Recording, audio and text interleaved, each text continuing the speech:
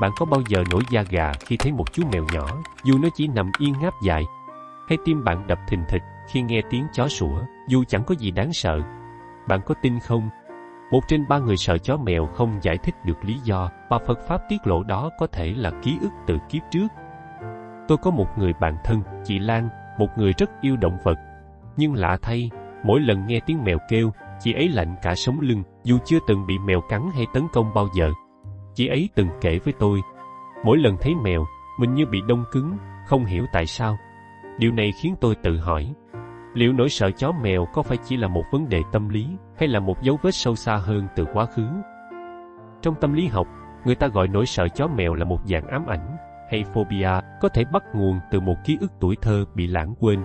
Nhưng trong Phật Pháp, nỗi sợ này lại được xem là nghiệp thức, dấu ấn từ những hành động hoặc trải nghiệm trong kiếp trước. Như Đức Phật dạy trong Kinh Tăng Chi Bộ, chúng sanh luân hồi vì vô minh và ái dục, mang theo hành nghiệp như bóng với hình. Nỗi sợ chó mèo, vì thế, có thể là một phần của hành nghiệp ấy, một thông điệp từ tâm thức đang chờ bạn khám phá. Tôi từng yêu động vật, nhưng chỉ cần thấy chó từ xa, tôi đã phải quay đầu bỏ chạy, không dám đi chợ vì sợ gặp chúng. Một đêm, khi đọc Kinh Địa Tạng, tôi cảm nhận một luồng sáng nhẹ trong lòng, như thể tôi được chỉ đường. Từ đó, tôi bắt đầu hành trình hóa giải nỗi sợ của mình. Sau khi tìm hiểu Phật Pháp, tôi nhận ra một bí mật. Nỗi sợ chó mèo không phải là ngẫu nhiên, mà là một lời mời gọi để ta nhìn sâu vào tâm mình. Đừng vội xấu hổ hay chối bỏ nỗi sợ. Nó có thể là cánh cửa dẫn bạn đến sự hiểu biết và bình an. Trong video này, tôi sẽ cùng bạn khám phá tại sao bạn sợ chó mèo, làm sao để nhận ra đó là nghiệp hay chỉ là tâm lý, và 5 bước đơn giản để hóa giải nỗi sợ, mang lại bình an nội tâm. Nhưng trước tiên, hãy để tôi kể bạn nghe câu chuyện của chính tôi, một hành trình từ nỗi sợ đến sự an lạc nhờ ánh sáng của Phật Pháp. Hãy cùng tôi mở ra một bí mật lớn hơn, điều gì trong kiếp trước khiến bạn sợ chó mèo. Đừng rời mắt, vì câu trả lời sẽ thay đổi cách bạn nhìn nỗi sợ này. Nghiệp sợ chó mèo là gì? Tại sao chỉ một chú chó hay mèo nhỏ bé lại khiến bạn sợ hãi? Trong Phật Pháp, nỗi sợ chó mèo không chỉ là một cảm xúc ngẫu nhiên. Nó có thể là dấu vết của nghiệp, một khái niệm mà tôi tin nhiều bạn đã từng nghe qua. Nhưng nghiệp thực sự là gì? Và tại sao nó liên quan đến nỗi sợ chó mèo? Nói một cách đơn giản, nghiệp là những hành động từ thẩu, ý, tức là những việc bạn làm, lời bạn nói, và ý nghĩ bạn giữ trong tâm. Mỗi hành động ấy đều gieo một hạt giống, gọi là nhân, và nhân này sẽ cho ra quả qua các kiếp sống. Sợ chó mèo có thể là quả của một nhân bạn đã gieo trong quá khứ, như từng làm hại một chú chó hay mèo, hoặc thậm chí từng bị chúng làm tổn thương. Những hạt giống này không mất đi, mà được lưu giữ trong một kho tàng đặc biệt của tâm thức, gọi là A Lại Gia Thức. A Lại Gia Thức giống như một chiếc kho vô tận, chứa đựng mọi ký ức, cảm xúc và trải nghiệm từ vô lượng kiếp của bạn. Hãy tưởng tượng nó như một cuốn sách khổng lồ ghi lại mọi câu chuyện bạn đã trải qua. Khi bạn gặp một chú chó hay mèo, có thể một hạt giống từ kiếp trước, như nỗi kinh hoàng khi bị chó hoang rượt đuổi trong rừng, được kích hoạt. Dù kiếp này bạn không nhớ gì, A Lại Gia Thức vẫn âm thầm khiến tim bạn đập nhanh, tay bạn run lên. Để dễ hình dung, tôi kể bạn nghe một câu chuyện có thật. Tôi nhớ anh Minh, một người bạn thân, từng kể. Mỗi lần nghe tiếng chó sủa ngoài ngõ, tôi thấy tim mình thắt lại, như có một nỗi sợ vô hình đè nặng, dù tôi chưa bao giờ bị chó cắn. Tôi tự hỏi, có phải mình từng làm gì sai trong quá khứ? Khi anh ấy tìm hiểu Phật Pháp, câu trả lời dần sáng tỏ. Anh ấy nhận ra nỗi sợ này có thể liên quan đến một trải nghiệm đau thương từ kiếp trước, được lưu giữ trong A Lại Gia Thức. A Lại Gia Thức giống như một chiếc USB vô tận, lưu giữ mọi khoảnh khắc bạn từng trải qua. Ví dụ, nếu kiếp trước bạn từng chạy trốn một bầy chó hoang, cảm giác kinh hoàng đó vẫn có thể trỗi dậy khi bạn nghe tiếng sủa hôm nay. Nhưng đây là một sai lầm mà nhiều người hay mắc phải. Nghĩ rằng sợ chó mèo chỉ là vấn đề tâm lý, như một nỗi lo bình thường, và cố gắng tự ép mình vượt qua. Điều này có thể khiến bạn càng căng thẳng, vì bạn chưa thực sự chạm đến gốc rễ của nỗi sợ, đó là nghiệp. Như Đức Phật dạy trong Kinh Lăng Nghiêm, tâm tạo tác tất cả. Nỗi sợ chó mèo bắt nguồn từ tâm bạn đã gieo nhân trong quá khứ, và chỉ khi hiểu được điều này, bạn mới có thể hóa giải nó. Đừng vội phủ nhận nỗi sợ chó mèo của bạn. Hãy coi nó như một người bạn, một thông điệp từ tâm thức đang nhắc bạn nhìn sâu vào chính mình. Và bạn có biết không? Bạn có tin không? Phật Pháp nói rằng, bạn có thể từng là một chú mèo trong kiếp trước và nỗi sợ hôm nay chính là ký ức từ kiếp ấy. Hàng ngàn người đã bất ngờ khi biết điều này và hôm nay bạn sẽ hiểu tại sao. Nhưng Phật Pháp sẽ giúp chúng ta hiểu rõ hơn về điều này.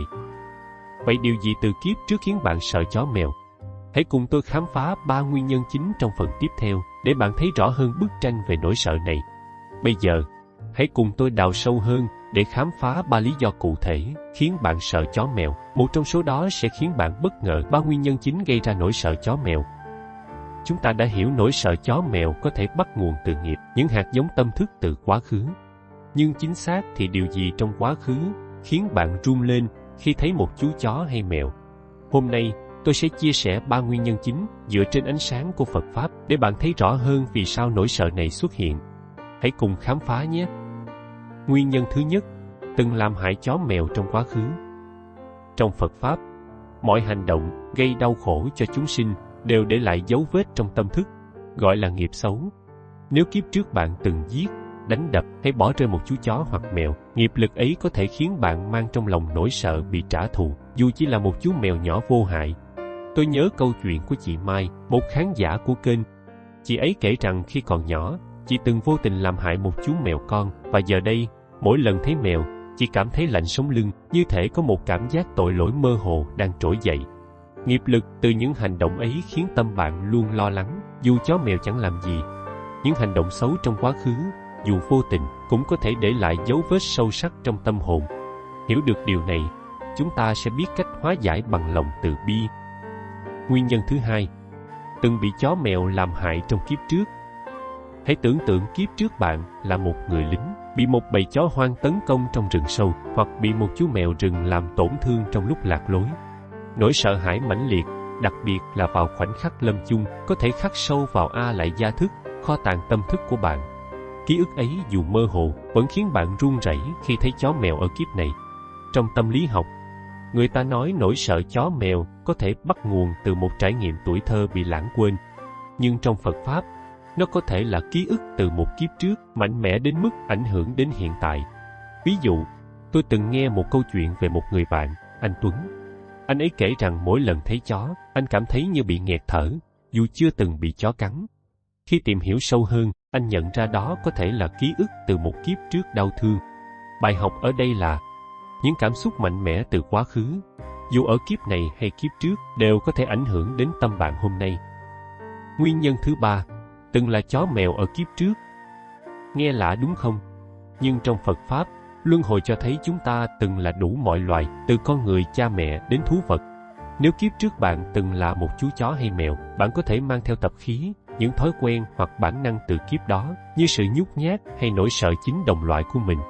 Bạn có tưởng tượng được không? Phật Pháp nói rằng bạn có thể từng là một chú chó hay mèo, sống trong nỗi sợ bị săn đuổi. Hàng ngàn người đã giật mình khi nhận ra nỗi sợ hôm nay chính là ký ức từ kiếp ấy. Như Đức Phật dạy trong Kinh Luân Hồi Vô Thủy, chúng sanh từng làm cha mẹ con cái, thú vật cho nhau vô lượng kiếp.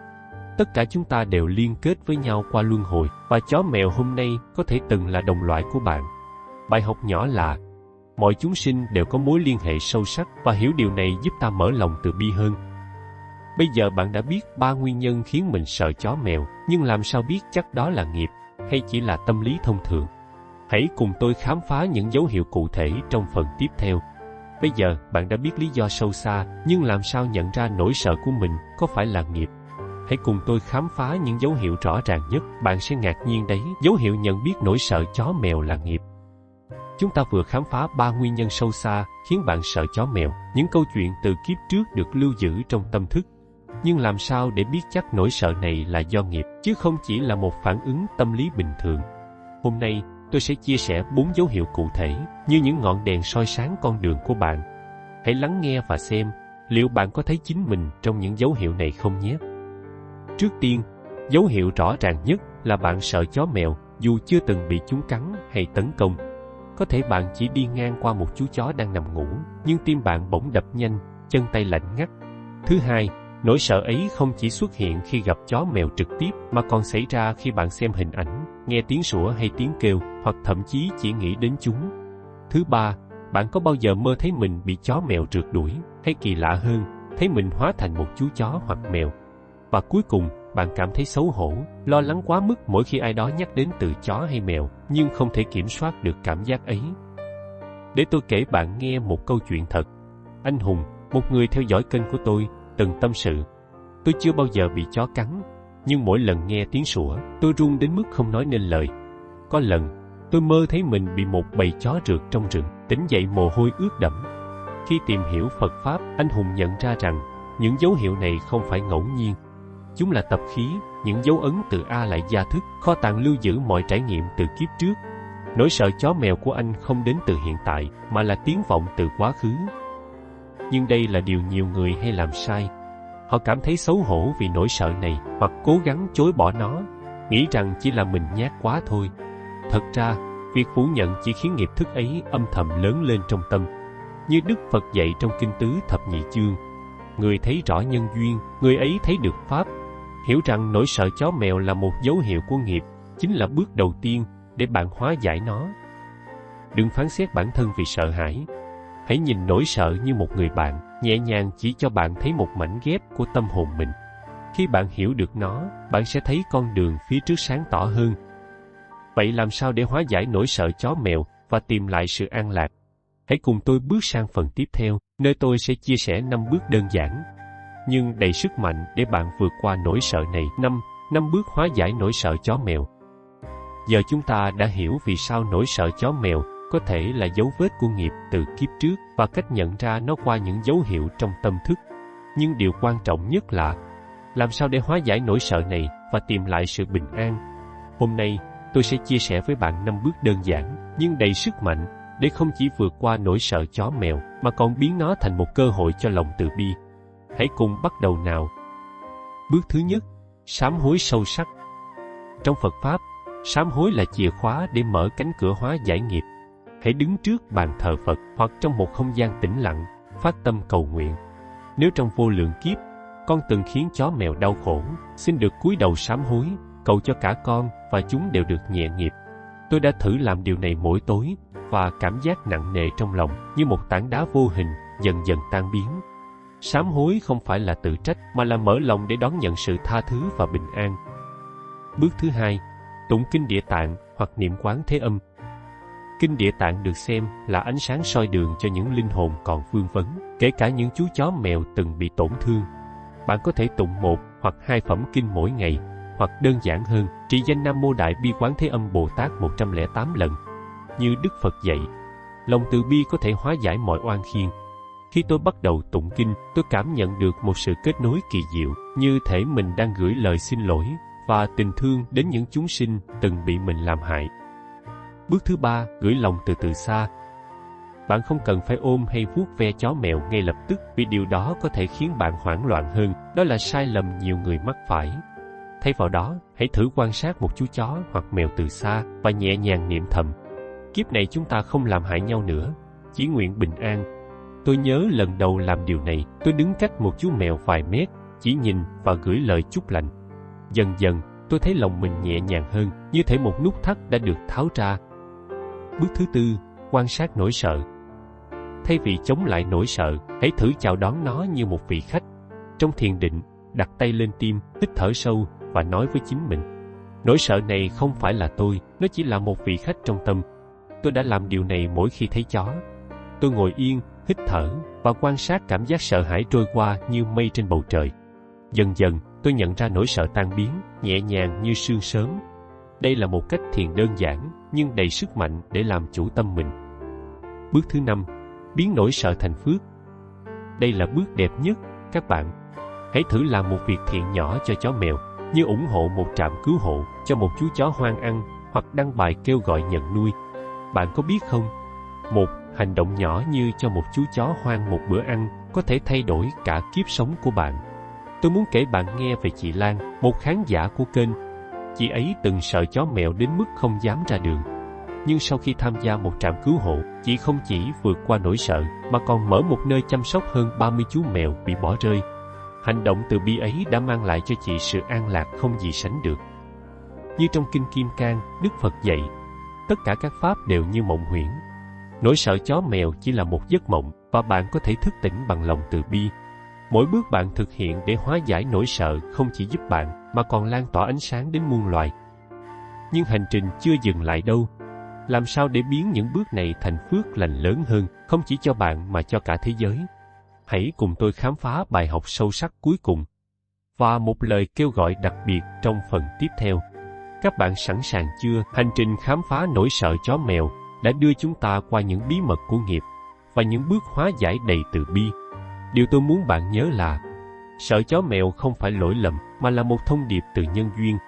Khi bạn đối diện nó với lòng từ, mọi nghiệp thức đều có thể tan biến. Hãy nghe câu chuyện của anh Tâm, một khán giả của kênh. Anh từng sợ chó đến mức không dám ra đường, nhưng sau khi áp dụng 5 bước chúng ta vừa chia sẻ, anh giờ là chủ một trạm cứu hộ, mang mái ấm cho hơn 50 chú chó mèo. Hành động từ bi không chỉ giúp anh vượt qua nỗi sợ, mà còn mang lại bình an và phước lành cho cả kiếp này lẫn kiếp sau. Nhưng đừng mắc sai lầm chỉ tập trung tụng kinh mà quên hành động. Như trong Kinh Hoa Nghiêm dạy, tâm tịnh thì cõi tịnh, tâm từ thì thế giới không oán thù. Mỗi việc thiện nhỏ như cho một chú chó hoang ăn là một bước đến cõi an lành. Bạn có từng sợ chó mèo vô cớ không? Hãy chia sẻ câu chuyện của bạn trong phần bình luận và đăng ký kênh để khám phá thêm những bí mật tâm linh giúp bạn sống an lạc. Đừng bỏ lỡ video tiếp theo, nơi tôi tiết lộ cách hóa giải nỗi sợ rắn, một bí mật khiến hàng ngàn người bất ngờ. Sợ chó mèo chỉ là bóng dáng một ký ức xa xôi, nhưng khi tâm bạn tỏa sáng với lòng từ, bóng tối ấy sẽ tan như sương sớm. Hẹn gặp lại các bạn